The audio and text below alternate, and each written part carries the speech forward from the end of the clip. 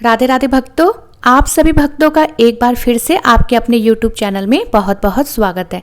भक्तों, आज हम पुरुषोत्तम मास महात्म अध्याय 10 का श्रवण करेंगे। कल हमने पुरुषोत्तम मास महात्म अध्याय 9 में क्रोधी मुनि दुर्वासा एवं ऋषि कन्या की कथा को सुना। आज हम पुरुषोत्तम मास महात्म अध्याय 10 में दुर्वासा मुनि का उल्लंघन कर ऋषि कन्या द्वारा शिव की आराधना के वृत्तांत की कथा को सुनेंगे। चलिए भक्तों, कथा प्रारंभ करते हैं। नारद जी बोले, हे तपोनिधे, हे महातेजस्वी, क्रोधी दुर्वासा मुनि ने विचार कर ऋषि कन्या को क्या हितकारी उपाय बतलाया, सो मुझसे कहिए। सूत जी बोले, हे ब्राह्मणों, नारद जी का प्रश्न सुनकर श्री नारायण जी बोले, हे नारद सुनो। मेधावी ऋषि की पुत्री का दुख दूर करने के लिए कृपालु मुनि ने जो गुप्त उपाय कहा वो मैं तुमसे कहता हूँ। दुर्वासा ऋषि बोले, हे सुंदरी सुनो, गुप्त से भी गुप्त एक उपाय है जो मैं तुमसे कहता हूँ, जो कि किसी से कहने योग्य नहीं है, परंतु तुझसे विस्तार पूर्वक ना कहकर संक्षेप में कहता हूँ। इस मास में जो तीसरा मास आएगा वह पुरुषोत्तम मास है।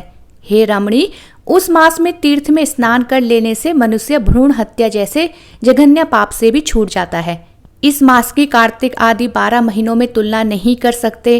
सब मास, पक्ष और जितने पर्व दिवस हैं वे सब पुरुषोत्तम मास की 16वीं कला के समान भी नहीं हैं। वेद में जितने भी साधन और जितने परम पद प्राप्ति के साधन कहे गए हैं वे भी उसकी 16वीं कला के बराबर भी नहीं हैं। 12,000 वर्षों तक गंगा स्नान करने से और सिंह की बृहस्पति में गोदावरी में एक बार स्नान करने से जो फल मिलता है, हे सुंदरी, वही फल कहीं भी एक बार पुरुषोत्तम मास में स्नान कर लेने से प्राप्त हो जाता है। भगवान श्री कृष्ण के प्रिय इस पुरुषोत्तम मास में स्नान, दान, जप आदि करने से ही सब मनोवांछित फल प्राप्त होते हैं। इसलिए तुम शीघ्र ही पुरुषोत्तम मास की आराधना शुरू कर दो। मैंने भी इसकी आराधना और पूजन किया है। दुर्वासा ऋषि बोले, एक समय की बात है कि मैंने क्रोधित होकर राजा अम्बरीश को भस्म करने के लिए कृत्या नाम की राक्षसी को भेजा। तब भगवान श्री हरि ने अपना तेजोमय जलता हुआ सुदर्शन चक्र मुझे ही भस्म करने के लिए मेरे पीछे भेज दिया, परंतु मेरे पुरुषोत्तम मास के व्रत के प्रभाव से सुदर्शन चक्र वापस चला गया। हे सुंदरी, उस चक्र में त्रिलोकी को भस्म कर देने की शक्ति है, परंतु वह मेरा कुछ नहीं बिगाड़ सका। तो मुझे बड़ा आश्चर्य हुआ। हे सुभगे, इससे तुम पुरुषोत्तम मास का महात्म्य समझ जाओ और इसकी आराधना और स्नान पूजन करो। तुम्हारे दुर्भाग्य के दिन खत्म हो जाएंगे। मुनिराज दुर्वासा ऋषि कन्या से ऐसा कहकर चुप हो गए। भगवान श्री कृष्ण पांडवों को वृत्तांत सुनाते हुए इतना कहकर चुप हो गए।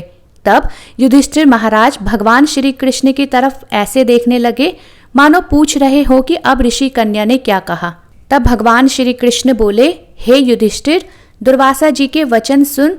होनहार और भाग्य के वश में वह मूर्ख कन्या मन में क्रोध कर मुनि श्रेष्ठ दुर्वासा जी से बोली, हे ब्राह्मण, हे मुनिवर, आपका कथन मुझको अच्छा नहीं लगा। क्या माघ आदि मास निरर्थक हो गए हैं? क्या कार्तिक मास का महत्व कम हो गया है? यह समझाकर बताइए। क्या वैशाख मास इच्छित फल नहीं देता? क्या सदाशिव से लेकर जितने देवता हैं वे आराधना करने से अच्छा फल नहीं देते?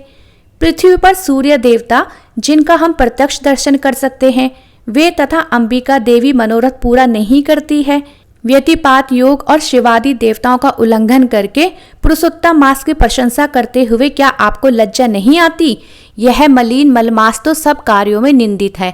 हे मुने, सूर्य संक्रांति से रहित मल मास को आप श्रेष्ठ कैसे कह सकते हो? मैं सब दुखों से पार करने वाले श्री हरि को जानती हूँ। हे भूदेव, मैं दिन रात विचार करके यह देखती हूँ कि जानकी पति श्री राम और पार्वती पति शंकर से बड़ा कोई अन्य देवता नहीं है जो मेरा दुख दूर कर सके। हे विपिंद्र, हे मुने, मैं इनको छोड़कर मलमास की क्यों पूजा आराधना करूं? इससे पहले कभी किसी ने दुर्वासा मुनि की सलाह का निरादर नहीं किया था और ना ही कोई इस तरह से बोला था। फलस्वरूप ऋषि कन्या के मुख से यह वचन सुनकर क्रोधी मुनि का शरीर क्रोध से जलने लगा। नेत्र लाल हो गए तो भी दयाद्र होकर उन्होंने अपनी मित्र की पुत्री को श्राप नहीं दिया और सोचने लगे, यह मूढ़ बुद्धिहीन अपना हित अहित नहीं जानती। जब पुरुषोत्तम महात्म्य को पंडित लोग भी नहीं जानते तो फिर कम बुद्धि वाले पुरुष और विशेषकर कुमारी कन्या कैसे जानेगी? इसने मेरा अपमान तो अवश्य किया है, परंतु यह बिना माता पिता की अनाथ बालिका दुख रूपी अग्नि से तपित है। यह मेरा अत्यंत उग्र श्राप कैसे सहन कर सकेगी? अतः इसे क्षमा करके इसे इसके हाल पर छोड़ देना ही उचित होगा।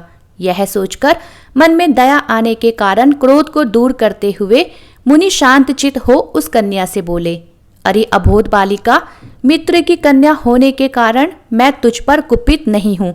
तुझे जो अच्छा लगे वही कर। हे पुत्री, मैं तुझे कुछ भविष्य की बात बता रहा हूँ, उसे सुन। तूने जो पुरुषोत्तम मास का निरादर किया है उसका फल तुझे अवश्य मिलेगा, चाहे इस जन्म में मिले या अगले जन्म में मिले। अब मैं नारायण के आश्रम बद्रिकाश्रम को जाता हूँ। हे बालिके, तू अपने अलहर स्वभाव के कारण अपना भला बुरा नहीं सोच सकती। मेरा यहाँ बहुत समय बीत गया। शुभ अशुभ के होने को कोई मिटा नहीं सकता। मैं जा रहा हूँ, तेरा कल्याण हो। भगवान श्री कृष्ण बोले। ऐसा कहकर महाक्रोधी तपस्वी मुनि दुर्वासा जी वहां से तुरंत चले गए। पुरुषोत्तम मास का अनादर करने के कारण वह कन्या उसी क्षण कांतिहीन हो गई। उसने विचार किया कि मैं तत्काल फलदाता पार्वती पति शिव शंकर की तपस्या द्वारा आराधना करूंगी। हे राजन, मेधावी ऋषि की पुत्री मन में ऐसा निश्चय करके अपने आश्रम में ही रहकर भगवान शिव का महाकठिन तप करने को तैयार हुई। उधर सूत जी बोले, वह कन्या मुनि के प्रबल वचन त्याग कर समस्त फल को देने वाले लक्ष्मी नारायण की उपासना को छोड़कर तथा सावित्री पति ब्रह्मा को छोड़कर केवल शंकर जी की पूजा करने लगी। इति श्री पुरुषोत्तम मास कथा दशम अध्याय समाप्त।